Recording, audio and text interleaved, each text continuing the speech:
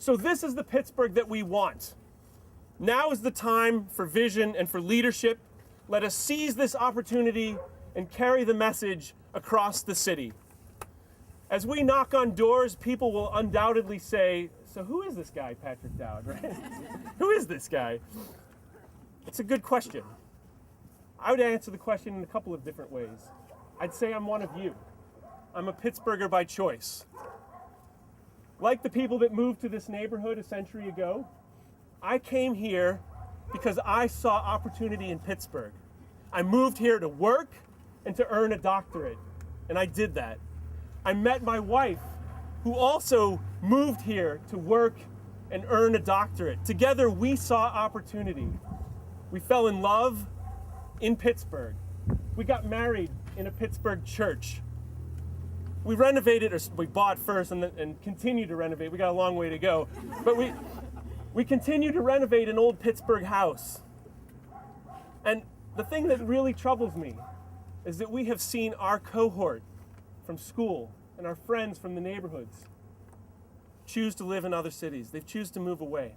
And it's really, that is one of the things that is driving me on this mission. We have to stop that. Lanny and I chose to stay here. We chose to raise our 5 children here. We chose to stake our claim in Pittsburgh. We want other people to do that. We're not here by birthright. Let's be clear about that. I am here and we are here by choice and for love of this city.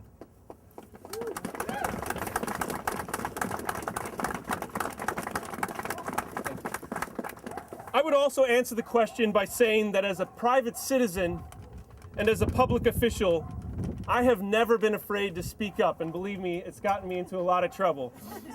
I have never been afraid to speak up, both as a private citizen and as a public official. And it's come at great risk at times for both me and for my family. But following in the footsteps of a mayor that I've come to admire as a result of the people that I've met and heard stories from, Pete Flaherty, I stand here today to say that I am nobody's boy. I'm just like that, nobody's boy. On the Board of Education, I was a strong voice for reform and for fiscal responsibility. And on the City Council, I've also been that independent voice. And thinking of nobody's boy, and that's important, let me make one other important pledge right here today.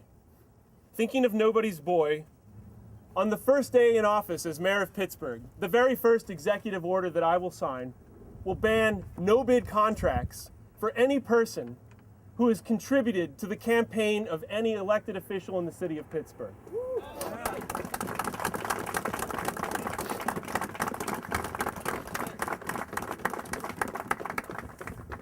The mayor's $1 million war chest, so-called, makes some think that he is unbeatable in this particular election. I say that elections cannot be bought. I say that elections are won. I say that people win elections. They win elections when they invest their time and their energy in a candidate and in a campaign. If you are willing to join me, if you are willing to join us, I and we are glad to have you. We would be honored to have you. And let me just say, please join us. Sign up, volunteer. We have a website, www.dowdformayor.com. Please go to that website or sign up on the volunteer sheets. It is people, you and I. We are the ones who will win this election, not the money.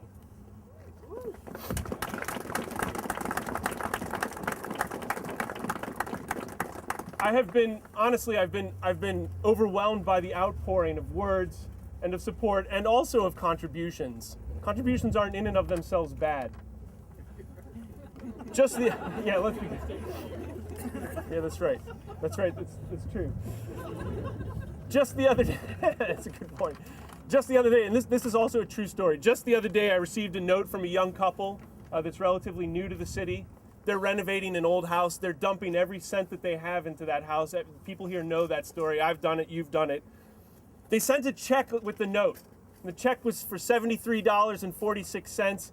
And for those of you that look at campaign contributions very closely, that may not make it into the contributions. I might just frame this one. They sent a check for $73.46. And they sent also an almost apologetic note, and I want to read just a little bit from this note. They wrote, "Patrick, we know it's not much, but we cashed in our jar of rainy day money for you. And we hope that in some small way it lets you know that people are behind you. I say that that's change for change. That's change for change. That's what we want. We want that kind of change." I stand here humbled by their thoughts and by their support and by their generosity. And I'm humbled by yours and those of other people who are already doing this work. Giving all that you can in this effort is valued beyond estimation and will fuel not only this campaign, but really in the long run, it'll fuel the future of Pittsburgh. That's a sign of taking your good name and your reputation in the city and staking a claim and saying, this is my city. And that is what we need here, and that is what's most humbling to me. Looking ahead, our task is daunting, and we know it. But we also know that the more doors that we knock on, the more change for change that we gather, the more we will convince people that we can, in fact, build the Pittsburgh that we envision.